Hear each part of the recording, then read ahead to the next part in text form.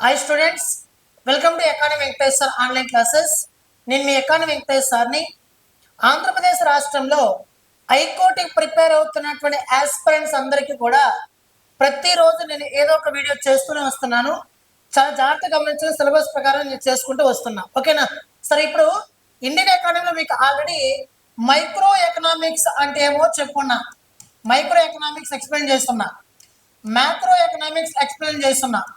దీంతో పాటు important Indian economy bits part 1లో బాగా ఇచ్చున్నా. ఇప్పుడు పార్ట్ 2లో భాగంగా నేను ఇక్కడ మిగతా నేను అప్లోడ్ చేస్తున్నా.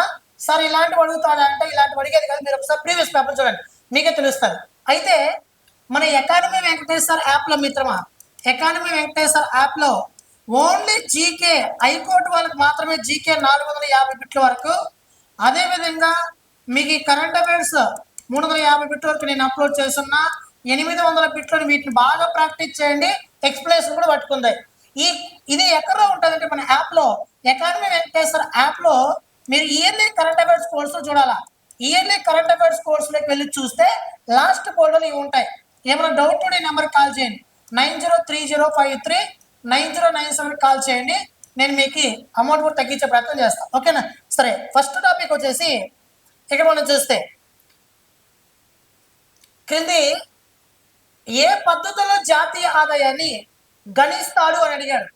First of all, what is national income అనేది గుర్తుపెట్టుకోవాలా. ఓకేనా? జాతీయ ఆదాయం అంటే ఏమిటి అనేది గుర్తుపెట్టుకోవాలా. ఇక్కడ చూడండి, జాతీయ ఆదాయం అంటే ఒక ఆర్థిక సంవత్సర కాలంలో ఓకేనా, దేశ ప్రజలందరి చేత ఉత్పత్తి కాబడినటువంటి అంతిమ వస్తు సేవల విలువనే జాతీయ ఆదాయం అని పిలుస్తాం. గుర్తుపెట్టుకోండి, ఒక ఆర్థిక సంవత్సర కాలంలో ఒక దేశంలో ఒక ఆర్థిక సంవత్సర కాలంలో దేశ ప్రజలందరి చేత ఉత్పత్తి కాబడిన అంతిమ వస్తువు విలువని జాతీయ ఆదాయం అంటాం. ఇక్కడ అంతిమ వస్తువు మరియు మధ్యంతర వస్తువు అని చెప్పి ఈ రెండు ఉంటాయి. ఇంటర్మీడియట్ గూడు, అదేవిధంగా ఫైనల్ గూడ్ అని చెప్పి రెండు ఉంటాయి. ఇంటర్మీడియట్ గూడ్ అంటే మధ్యంతర వస్తువు, ఓకేనా. అంతిమ వస్తువు అంటే ఫైనల్ గూడ్. ఉదాహరణకి నేను ఇప్పుడు షర్ట్ వేసుకున్నా, ఈ షర్ట్ అనేది అంతిమ వస్తువు. ఈ షర్టును తయారు చేయడానికి మనం కాటన్ వాడామే, ఆ కాటన్ మధ్యంతర వస్తువు. ఏదైనా ఒక వస్తువును తయారు చేయడానికి మధ్యలో వాడేటటువంటి వస్తువుని మధ్యంతర వస్తువు అని పిలుస్తాం. ఆ మధ్యంతర వస్తువును ఉపయోగించే ఫైనల్ గూడ్ని మనం తయారు చేస్తాం.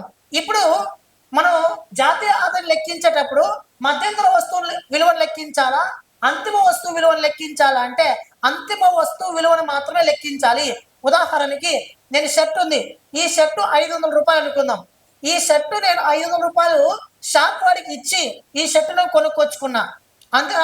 ఇప్పుడు నేను షాప్ వాడికి 500 రూపాయలు ఇచ్చి ఈ షర్టు నేను కొనుక్కొని వస్తే ఇందులో నేను ఇచ్చినటువంటి 500 రూపాయలలో కాటన్ అమౌంట్ కూడా ఉందా, లేకపోతే ఓన్లీ షర్టును తయారు చేయడానికి అమౌంట్ మాత్రమే అయ్యిందా అంటే కాటన్ అమౌంట్ ఉంది, ప్లస్ వాని లాభము ఉంది, వాని కష్టము ఉంది, ఇందులో వాని శ్రమ అన్నింటినీ కలిపి మనం 500 రూపాయలు వాడికి ఇచ్చాం.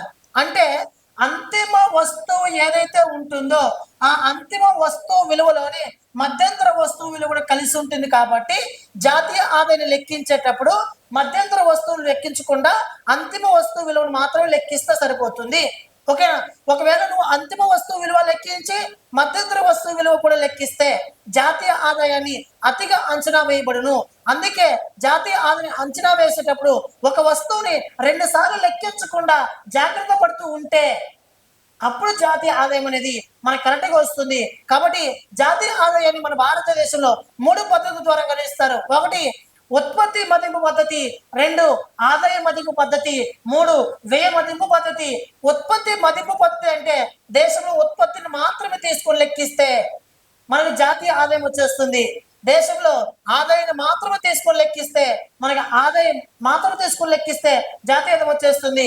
అదేవిధంగా వ్యయాన్ని మాత్రమే తీసుకొని లెక్కిస్తే జాతీయ ఆదాయం వచ్చేస్తుంది. కాబట్టి మన భారతదేశంలో జాతీయ ఆదాయాన్ని 3 పద్ధతుల ద్వారా లెక్కిస్తారు. 1 ఉత్పత్తి మదింపు పద్ధతి, 2 ఆదాయ మదింపు పద్ధతి, 3 వ్యయ మదింపు పద్ధతి. ఓకేనా? అయితే మీ డౌట్ రావచ్చు, దీనికి ఆన్సర్ వచ్చేసి 5 అన్ని. అయితే మీకు డౌట్ రావచ్చు, సార్ మన భారతదేశం జాతీయ ఆదాయాన్ని ఈ 3 పద్ధతుల ద్వారా లెక్కిస్తున్నారు కదా, ఈ 3 పద్ధతులు ఎక్కువ ఏ పద్ధతులు ఉపయోగిస్తున్నారంటే ఉత్పత్తి మదింపు పద్ధతి, ఆదాయ మదింపు పద్ధతి, ఈ 2 పద్ధతులు ఎక్కువగా ఉపయోగించి మన భారతదేశం జాతీయ ఆదాయాన్ని గణిస్తున్నారు. అదేవిధంగా భారతదేశం జాతీయ ఆదాయాన్ని లెక్కించడానికి పరిమితంగా మాత్రమే, లిమిటెడ్ గా మాత్రమే వ్యయ మదింపు పద్ధతిని ఉపయోగిస్తున్నారు.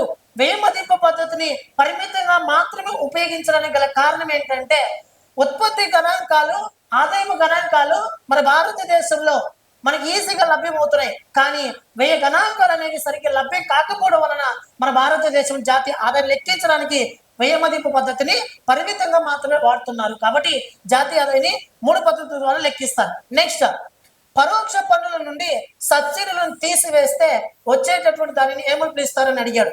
ఇక్కడ చూడండి, ఫస్ట్ ఆప్షన్ ఏమో ప్రత్యక్ష పన్నులను ఇచ్చాడు, రెండో ఆప్షన్ ఏమో సబ్సిడీలు ఇచ్చాడు, మూడో ఆప్షన్ ఏమో నికర పరోక్ష పన్నులు అన్నాడు, మరి జాతీయ ఆదాయం అన్నాడు. పరోక్ష పన్నుల నుండి చూడండి, ఇండైరెక్ట్ ట్యాక్సెస్ నుండి సబ్సిడీలను తీసివేస్తే మనకు వచ్చేది నెట్ ఇండైరెక్ట్ ట్యాక్సెస్. దీనినే ఏం పిలుస్తామంటే పరోక్ష పన్నులు మైనస్ సబ్సిడీలు ఈక్వల్ టు నికర పరోక్ష పన్నులు. కాబట్టి దీనికి ఆన్సర్ వచ్చేసి మనకి ఏంటంటే నికర పరోక్ష పన్నులు. ఇక చూడండి, ఏదైనా ఒక వస్తువుని కంపెనీ తయారు చేస్తే ఆ వస్తువు పైన కేంద్ర ప్రభుత్వం జోక్యం చేసుకొని ట్యాక్స్ను విధిస్తుంది.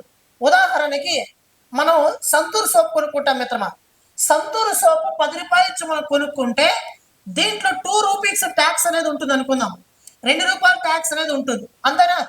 ఈ 2 రూపాయల ట్యాక్స్ అనేది ఎవరు భరించాలా? వినియోగదారులు భరిస్తారు. ఎవడైతే సోప్ కొనుక్కుంటాడో వాడు భరిస్తాడు, అంటే కొనేవాడు వినియోగదారుడు, వాడు భరిస్తాడు. ఓకేనా? మన సంతూర్ సోప్ కాస్ట్ 10 రూపాయలు, ఆ 10 రూపాయలు 2 రూపాయలు ట్యాక్స్ ఉంది. ఆ ట్యాక్స్ ఏది? పరోక్ష పన్ను. ఇది ఇండైరెక్ట్ ట్యాక్సెస్. ఎందుకు అంటే మనం డైరెక్ట్ గా ఆ ట్యాక్స్ ని ప్రభుత్వానికి చెల్లించకుండా మనం సోప్ తీసుకున్నామే, ఆ షాప్ వాడికి చెల్లిస్తున్నాం, ఆ షాప్ వాడి కంపెనీకి చెల్లిస్తే కంపెనీ తీసుకుపోయి మన కేంద్ర ప్రభుత్వం చెల్లిస్తుంది. కాబట్టి ఇక్కడ ఈ పన్ను అనేది పరోక్ష పన్ను. ఇక్కడ పరోక్ష పన్ను ఎంత మిత్రమా? 2 రూపాయలు, అంతేనా? అయితే ఆ పరోక్ష పన్నును కేంద్ర ప్రభుత్వం ఆ వస్తువు పని విధించేటప్పుడు కొన్ని దయాదాక్షాల పైన ప్రభుత్వం జోక్యం చేసుకొని ప్రజలపైన ఎక్కువగా పన్ను భారం పడకుండా సబ్సిడీ అందిస్తుంది. రాయితీ అంటాం. రాయితీ అంటే ఏంటంటే మనం ఎంతైతే అమౌంట్ గవర్నమెంట్ చెల్లిస్తామో దాంట్లో కొంత పర్సెంట్ కేంద్ర ప్రభుత్వం భరించాలనే సబ్సిడీ అని పిలుస్తాం. అంటే సబ్సిడీ 1 రూపీ ఇచ్చింది అనుకుందాం, సబ్సిడీ 1 రూపీ ఇచ్చింది అనుకుంటాం. ఇప్పుడు చూడండి, పరోక్ష పన్ను ఎంత మిత్రమా? 2 రూపాయలు. పరోక్ష పన్ను ఎంత మిత్రమా?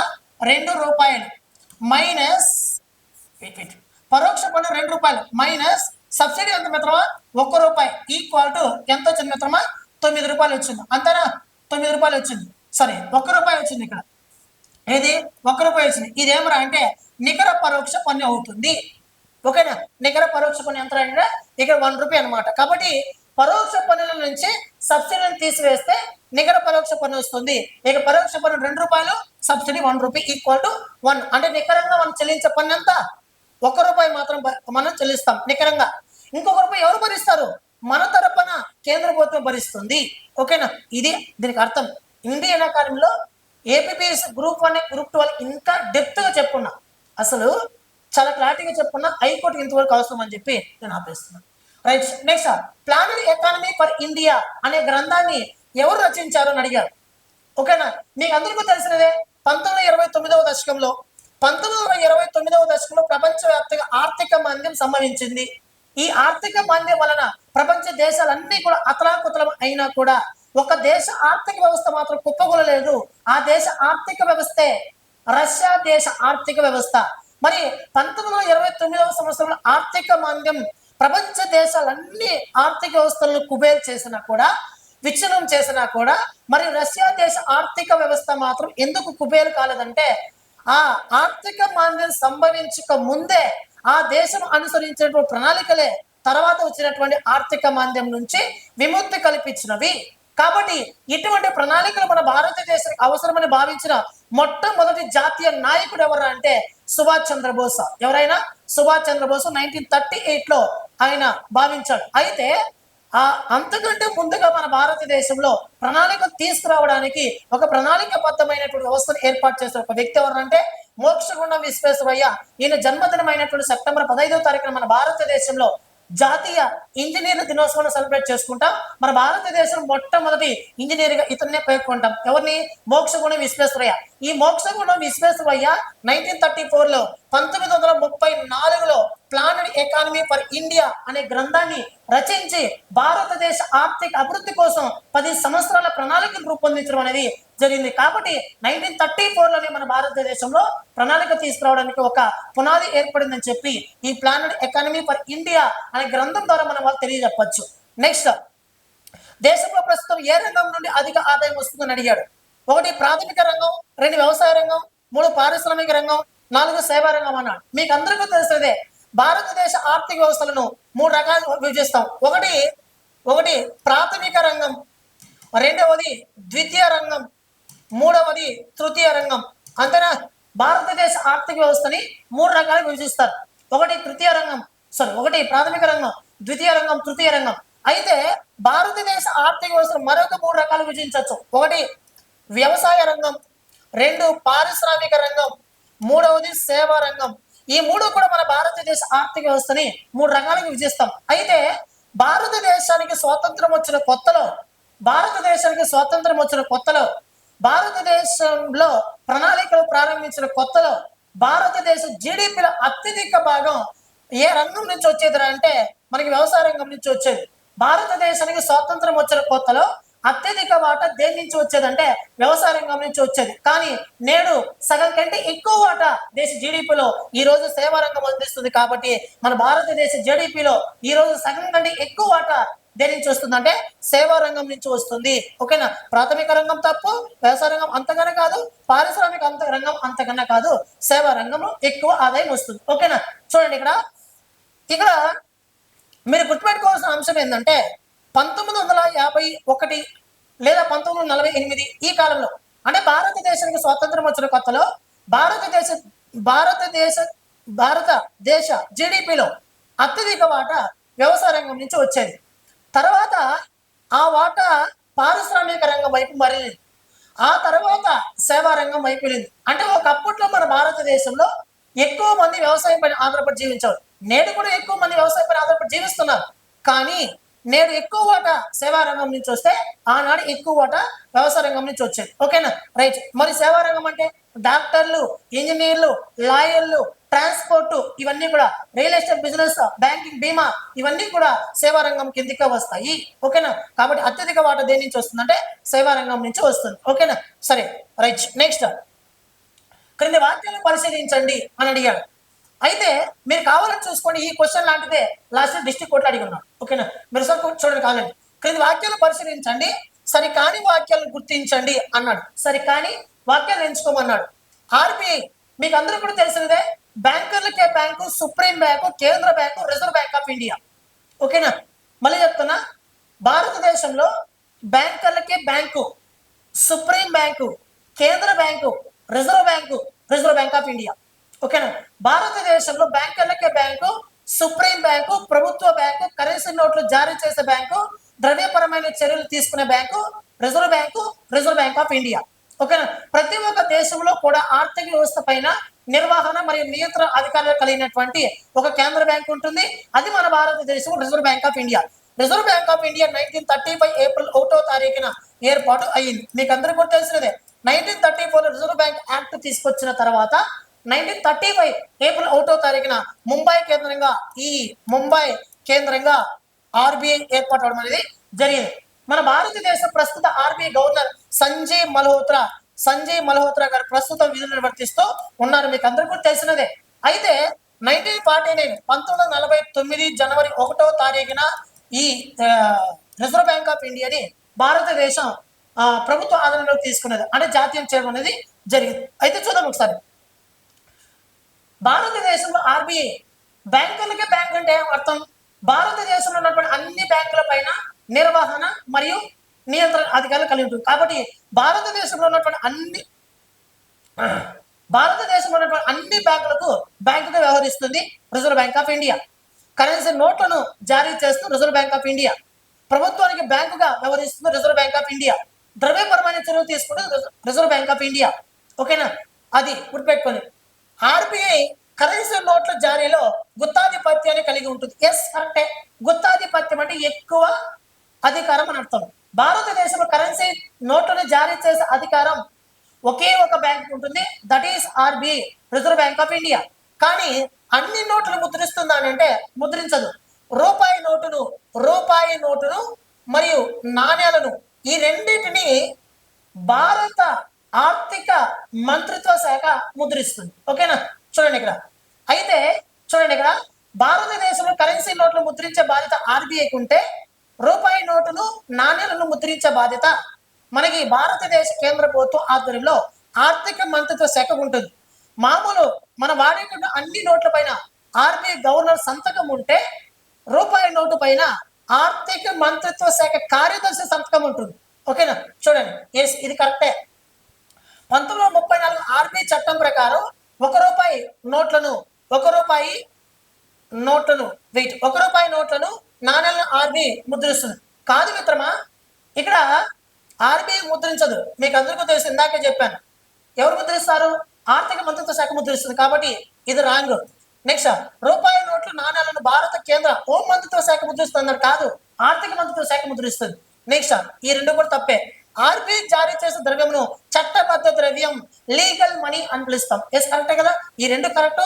మరి సరికాని వాక్యాలు అడిగితే 2, 3. కాబట్టి answer is the B answer. ఓకేనా, రైట్. నెక్స్ట్, ప్రధానమంత్రి జన్ధన్ యోజన పథకం.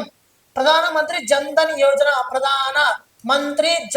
యోజన అనే పథకం మన భారతదేశం ప్రతి ఒక్క పౌరుడు కూడా బ్యాంక్ అకౌంట్ కలిగి ఉండాలనే ఉద్దేశంతో మన భారత ప్రభుత్వం, నరేంద్ర మోడీ ప్రభుత్వం 2014లో ప్రధానమంత్రి జన్ధన్ యోజన అనే పథకాన్ని తీసుకోవడం అనేది జరిగింది. ఓకేనా, చూడండి. దీనిని 2014 ఆగస్టు 28న ప్రారంభించడం అనేది జరిగింది. ఎస్, కరెక్టే. ఏమడిగాడు వాడు? సంబంధించి క్రింది వాక్యాలు పరిశీలించండి, సరైన వాక్యాలను ఎంచుకోండి అన్నాడు. ఓకేనా, ఎస్, ఇది కరెక్టే. ఈ ప్రోగ్రామ్ యొక్క స్లోగన్ మేరా ఖాతా భాగ్య విధాత. ఎస్, కరెక్టే. అంటే ప్రతి ఒక్కరు కూడా బ్యాంక్ అకౌంట్ కలిగి ఉండడం వాళ్ళ హక్కుగా భావించండి అని అర్థం. ఈ ప్రోగ్రామ్ ను ప్రారంభించి ఇటీవల 10 సంవత్సరాలు పూర్తి చేసుకుని. ఎస్, కరెక్టే. 2024 ఆగస్టు 28వ తారీఖు నాటికి 10 సంవత్సరాలు పూర్తి చేసుకుని. ఎస్, ఇది కూడా కరెక్టే. ప్రధానమంత్రి జన్ధన్ యోజన ప్రారంభం నుంచి ఇప్పటికి 50 కోట్లకు పైగా లబ్ధిదారులకు బ్యాంకింగ్ సదుపాయం అందుబాటులోకి వచ్చింది. ఎస్, ఇది కూడా కరెక్టే కదా. మన భారతదేశంలో 50 కోట్ల మందికి పైగా ఈ జన్ధన్ అకౌంట్ ఓపెన్ చేసుకోవడం అనేది జరిగింది. ఈ జన్ధన్ అకౌంట్ లో భాగంగా ఓవర్ డ్రాఫ్ట్ సౌకర్యాన్ని కల్పిస్తారు. ఓవర్ డ్రాఫ్ట్ సౌకర్యం ఎంత అంటే 10,000 రూపాయలు. 10,000 రూపాయలు ఓవర్ డ్రాఫ్ట్ సౌకర్యాన్ని కూడా కల్పిస్తారు. ఈ 10,000 రూపాయలు ఓవర్ డ్రాఫ్ట్ సౌకర్యం అంటే ఏమిటి? ఎలాంటి సెక్యూరిటీ నువ్వు ఇవ్వకుండా ఈ ప్రధానమంత్రి జన్ధన్ యోజన అనే పథకంలో భాగంగా నువ్వు బ్యాంక్ అకౌంట్ కలిగి ఉంటే ఎటువంటి హామీలు లేకుండా 10,000 రూపాయలు నువ్వు వాడుకోవచ్చు. దాన్ని ఓవర్ డ్రాఫ్ట్ సౌకర్యం అని పిలుస్తాం. కానీ దీనికి వడ్డీ మాత్రం చెల్లించాలి. ఓకేనా, వడ్డీ మాత్రం చెల్లించాలి. ఈ బ్యాంక్ అకౌంట్ ఎవరైతే కలిగి ఉంటారో వాళ్ళకి 2 లక్షలు 2 lakhs రూపీస్ 2 లక్షల రూపాయల బీమాను కూడా కల్పించడం అనేది జరుగుతుంది. ఓకేనా, రైట్. ఇప్పుడు ఆన్సర్ ఏంటి మిత్రమా? 1, 2, 3, 4.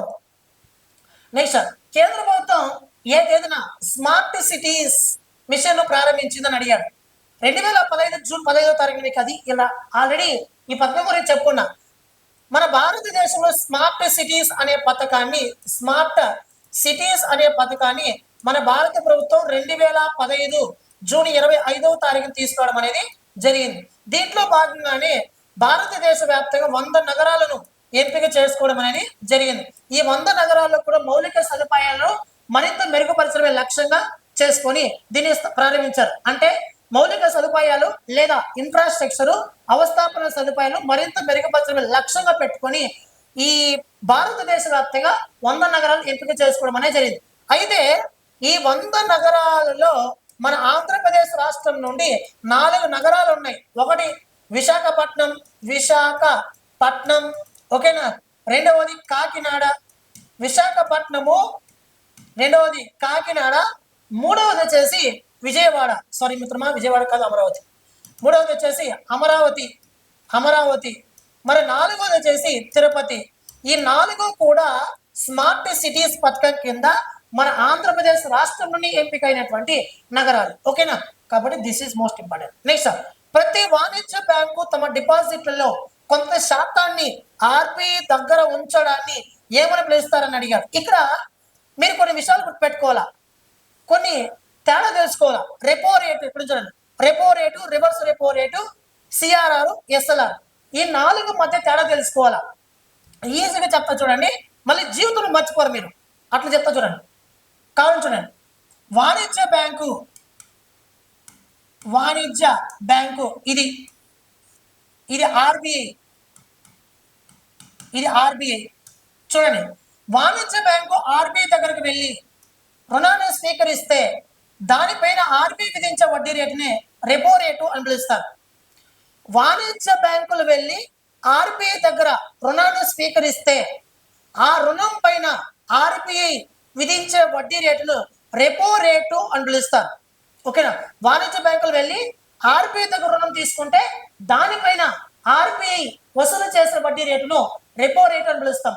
అట్లా కాక వాణిజ్య బ్యాంకుల దగ్గర డబ్బులు ఎక్కువ ఉండి ద్రవ్యత్వ నిల్వలు ఎక్కువగా ఉండి ఆ డబ్బులు తీసుకొని ఆర్బీఐ దగ్గర డిపాజిట్ చేస్తే వాటిపైన ఆర్బీఐ వాణిజ్య బ్యాంకులకు ఇచ్చే వడ్డీ రేటుని రివర్స్ రెపో రేటు అని పిలుస్తాం.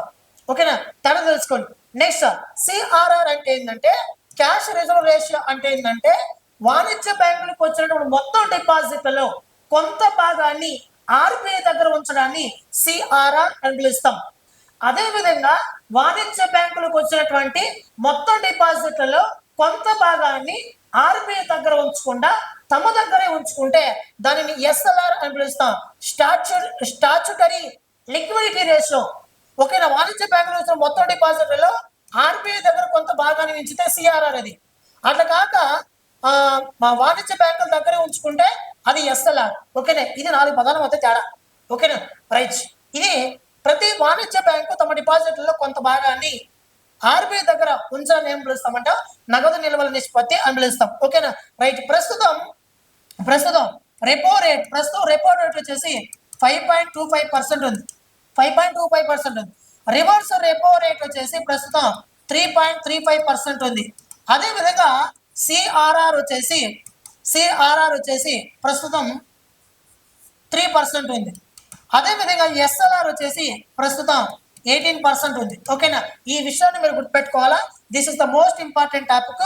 ఇలా టాపిక్స్ మరిన్ని కావాలనుకుంటే ఇప్పుడు చూడండి, నేను ఎక్స్ప్లెయిన్ చేసింది ఆర్బిట్లా, ఒక ఆర్బిట్లో ఎక్స్ప్లెయిన్ చేసినా కూడా మోర్ కంటెంట్, ఎంత కంటెంట్ ఇచ్చారు అంత కంటెంట్ ఇచ్చారు. ఓకేనా? కాబట్టి మన యాప్ డౌన్లోడ్ చేసుకోండి.